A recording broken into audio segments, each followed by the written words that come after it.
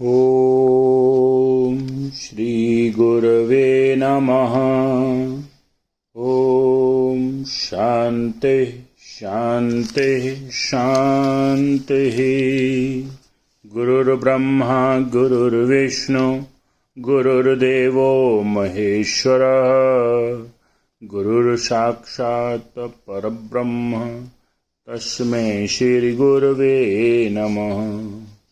ओम शांति शांति शांति। प्रणाम भगवान। स्वामी राम तीर्थ जी के दिव्य ग्रंथ वेदांत शिखर से आज एक नया अध्याय प्रारंभ हो रहा है, माया अथवा दुनिया कब और क्यों। जो जनवरी में 1903 में Golden Gate Hall San Francisco में दिए हुए व्याख्यान से लिया गया है।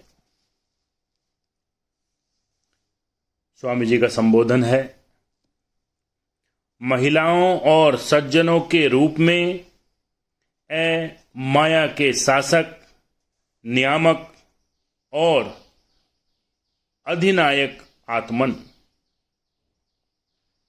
आज के व्याख्यान का विषय माया है। यह एक ऐसा विषय है जिसे ऊपरी या मोटी दृष्टि वाले समालोचक वेदांत दर्शन का सबसे अधिक निर्बल पहलू समझते हैं। आज हम इसी निर्बलतम पहलू को उठाते हैं। जिन विद्वानों और दार्शनिकों ने वेदांत का अध्ययन किया है, वे सभी एक मत से कहते हैं कि यदि इस माया का युक्ति संगत स्पष्टीकरण हो सके तो वेदांत की ओर सब बातें मान्य होनी चाहिए।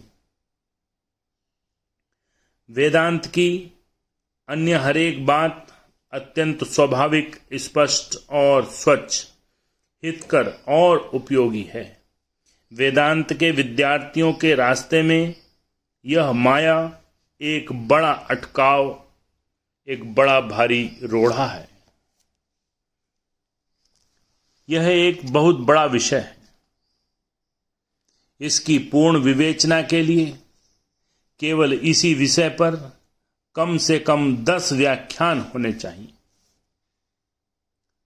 तब कहीं यह विषय इतने स्पष्ट और सरल रूप में उपस्थित किया जा सकता है कि सूर्य तले या पृथ्वी पर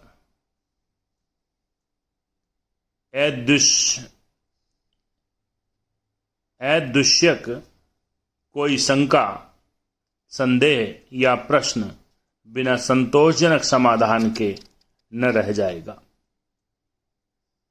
प्रत्येक बात साफ समझाई जा सकती है, परंतु उसके लिए समय चाहिए। जल्दबाज पाठकों और जल्दबाज श्रोताओं से आशा नहीं की जा सकती कि वे इसे पूरी तरह से समझ लें। प्रश्न है, यह दुनिया क्यों हुई? यह दुनिया कहाँ से हुई? अथवा वेदांत की भाषा में यूँ कह सकते हैं कि वेदांत में यह अविद्या क्यों?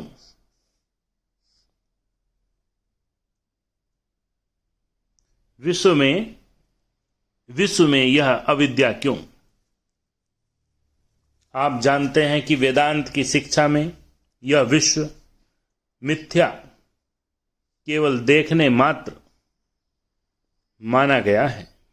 अविद्या नित्य नहीं है। ये सब दृश्य सत्य और नित्य नहीं है।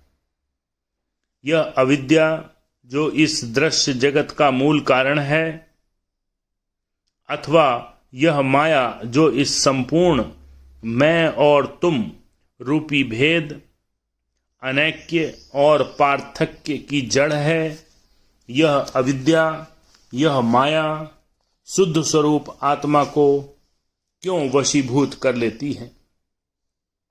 यह माया या अविद्या परमेश्वर से अधिक शक्तिशालिनी क्यों हो जाती हैं? यही मुख्य प्रश्न है। साधारण बोलचाल में अन्य दार्शनिकों और धर्मवेत्ताओं की भाषा में प्रश्न है कि संसार का अस्तित्व ही क्यों हुआ? परमेश्वर ने इस संसार को क्यों रचा? वेदांत कहता है, नहीं भाई, तुम्हें ऐसा प्रश्न करने का कोई अधिकार नहीं, इस प्रश्न का कोई उत्तर नहीं है। वेदांत साफ साफ कहता है कि इस प्रश्न का कोई उत्तर नहीं है। वह कहता है कि प्रयोगात्मक अनुभव प्रत्यक्ष साक्षात्कार द्वारा सिद्ध करके हम तुम्हें दिखा सकते हैं कि यह संसार जो तुम देखते हो वास्तव में परमेश्वर के सिवाय कुछ नहीं है। बहुत बढ़िया। वह कहता है कि प्रयोगात्मक अनुभव से प्रत्यक्ष साक्षात द्वारा सिद्ध करके हम तुम्हें यह दिखा सकते हैं कि यह संसार जो तुम देखते हो वास्तव में परमेश्वर के सिवाय कुछ नहीं है। प्रत्यक्ष अनुभव द्वारा निर्विवाद रूप से हम तुम्हें दिखा सकते हैं कि सत्य की साधना में जब तुम यथेष्ट ऊंचे चढ़ जाते हो तो यह दुनिया तुम्हारे लिए लोप हो जाती है, किंतु इस दुनिया का अस्तित्व ही क्यों हुआ था? इस प्रश्न का उत्तर देने से हम विरत रहना चाहते हैं। यह प्रश्न उठाने का तुम्हें कोई अधिकार नहीं। वेदांत स्पष्ट घोषणा करता है कि इस प्रश्न का उत्तर देने में असमर्थ है और बस यहीं पर अन्य धर्मवेत्ता, अन्य मतावलंबी और सभी चर्म चक्षु वाले दार्शनिक आगे बढ़कर चिल्लाते हैं कि अरे अरे, वेदांत दर्शन अपूर्ण, सर्वथा अपूर्ण है। वह संसार का क्यों कहाँ से नहीं बतला सकता। वेदांत कहता है, भाई, इस प्रश्न के संसार आदि के कारण और आदि स्थान के भविष्य में जो उत्तर तुम स्वयं देते हो उसकी जांच पड़ताल करो, खूब सावधानी से उसकी परीक्षा करो, तो तुमको मालूम पड़ जाएगा कि तुम्हारे उत्तर कोई उत्तर नहीं है। इस प्रश्न का विचार करना व्यर्थ है, समय को नष्ट करना है, एकदम समय और श्रम का अपव्यय है। यह काम ऐसा है जैसे झाड़ी की दो चिड़ियों की खोज में अपने हाथ की चिड़िया को छोड़ देना। झाड़ी की चिड़ियाओं तक पहुंचने के पहले वे उड़ जाएंगी और अपने हाथ की चिड़िया अपने हाथ से खो देंगे, वह भी उड़ जाएगी। वेदांत कहता है कि दर्शन और विज्ञान मात्र की गति ज्ञात से अज्ञात की ओर होनी चाहिए। थोड़े घोड़े के आगे गाड़ी को न रखो। अज्ञात से आरंभ करके ज्ञात पर आने का क्या अर्थ होता है?